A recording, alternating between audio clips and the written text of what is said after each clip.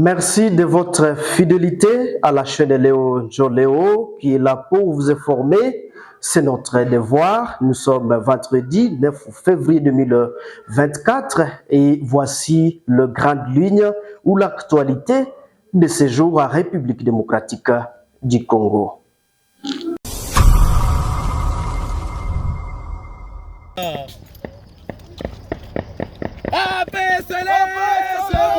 Hizi ni arma tumekamata kwa adui. Wabiana wamezikamata kabisa. Ile ingine iko wapi? Après une journée de combat, jeudi 8 février, du côté nord de la ville de Goma, sur l'axe routier Goma-Rutshuru, les jeunes résistants du Wazalendo ont réussi à récupérer ou repousser le M23. RDF à récupérer la colline de Kanyamatembe du côté du parc national de Virunga, précisément au niveau des 3 antennes de Kibumba, signant leur présence dans le village de Ruibiranga. C'est après le marché de Ruhunda, à côté de la route Goma-Rutshuru, jusque vers l'acier hôpital de Kibumba. Selon plusieurs informations locales, le résistant du Wazalendo ont constaté plusieurs maisons civiles qui ont perdu en tout cas leur toiture et le village s'est transformé et abrousse toujours dans les mêmes régions. Les jeunes Wazalendo ont sérieusement bâti plusieurs éléments du M23. RDF sur une ligne de front, c'est une victoire de tous les Congolais. La société civile locale déplore le fait que malgré le courage de ces jeunes résistants, Wazalendo n'a pas été appuyé par les forces armées de la République démocratique du Congo, récupérant donc les villages qui ont été occupés par la rébellion du terroriste du M23. Je cite, ces jeunes ont fait face à l'armée rwandaise de longeant l'ennemi sur sa grande position de Kanyamatembe.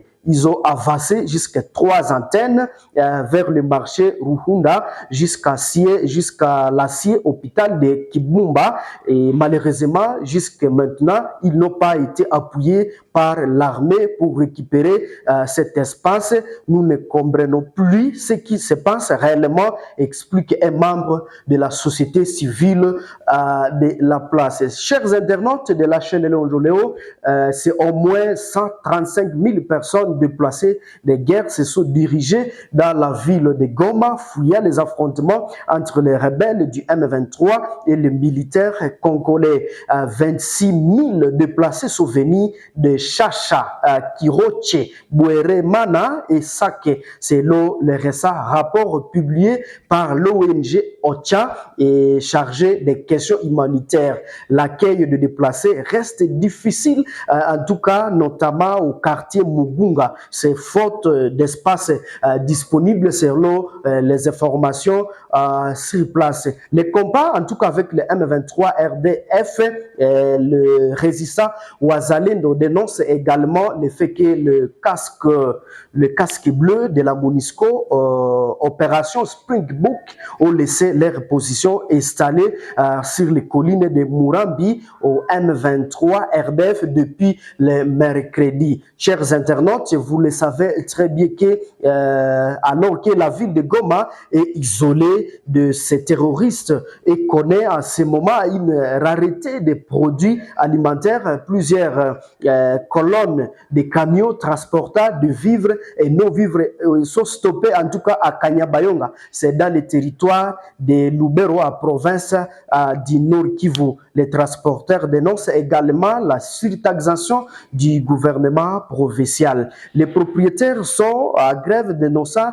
en tout cas la majoration d'une taxe perçue par le service provincial de Jerenka. Une taxe qui passe de 50 à 125 $ sans aucune moindre explication, explique un opérateur économique de la province du Nord Kivu. Dans un communiqué également publié tard dans la nuit du mercredi 7 février 2024, le gouvernement congolais a félicité les forces armées l'armée de la République démocratique du Congo et FARDC pour les contre-offensives menées contre les bombardements de rebelles du M23. De ces faits, le gouvernement, en tout cas, condamne les bombardements barbares du M23 envers les civils. Il faut savoir que c'est depuis quelques semaines que les rebelles du M23, soutenus par l'armée rwandaise,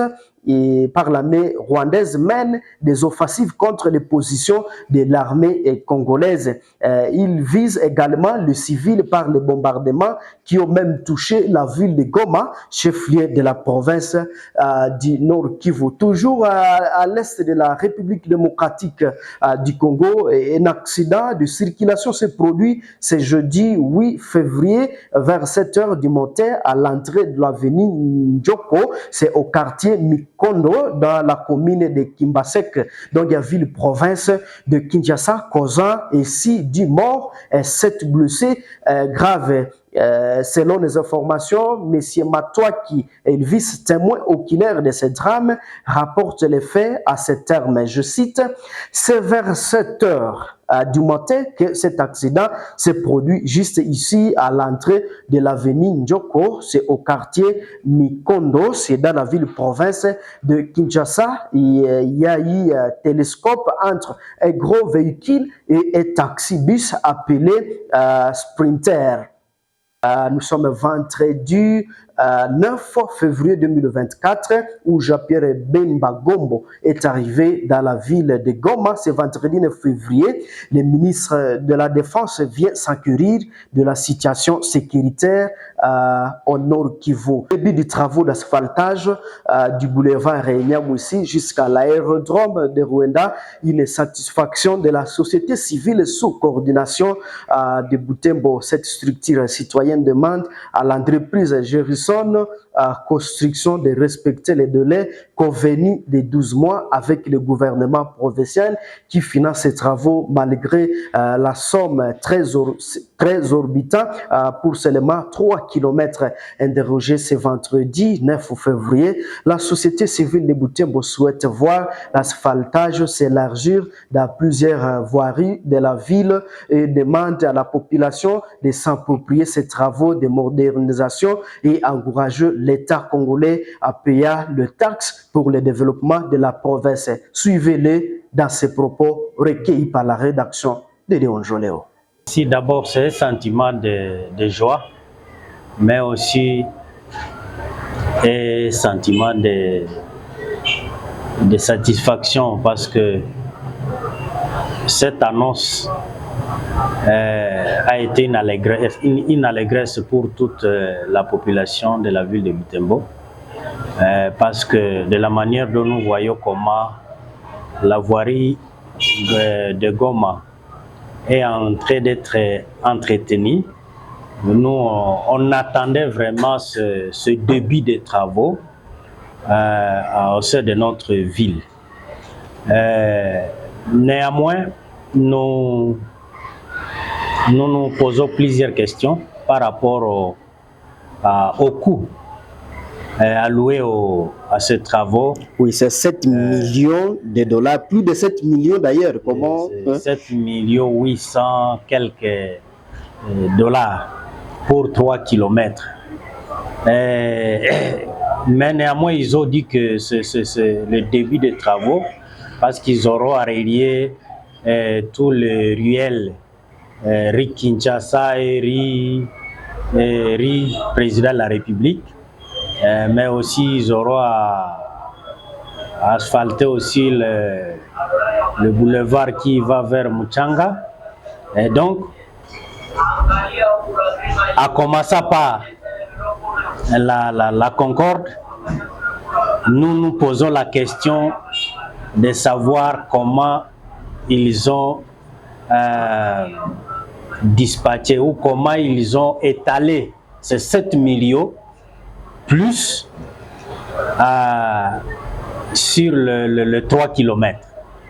Parce que naturellement, même si nous ne sommes pas techniciens à la matière, mais au moins on nous a toujours appris que les 1 km peut prendre un coût de 1 million. Et encore les kilomètres, là où il n'y a pas de route, là où on commence une route, hein, là où on commence à tracer une route, ça prend au moins 1 million. Mais maintenant, je ne saurais pas m'expliquer ou je ne saurais pas dire beaucoup de choses. Mais néanmoins, je remercie le gouverneur parce que dans le séance de travail auquel j'ai assisté, il a bien dit que nous ne devons pas nous poser plusieurs questions et qu'il autorise que la société civile puisse faire le suivi de ces travaux, voir réellement si cet argent pourra être utilisé pendant cette période où on va commencer les travaux. Donc, nous pensons que nous aurons à répliquer par rapport au coût quand nous aurons fait l'expertise par rapport à ça. Merci, chers internautes de la chaîne Léon Joléo, de nous suivre de partout, à République démocratique du Congo, également dans la diaspora. Nous sommes pratiquement à la fin de ce bulletin d'information sur la chaîne de télévision Léon Joléo. Merci, ne manquez pas de vous abonner sur notre chaîne pour ne pas rater de nos prochaines publications. Je suis Monam Pendi, Monzekele à la présentation. Au revoir.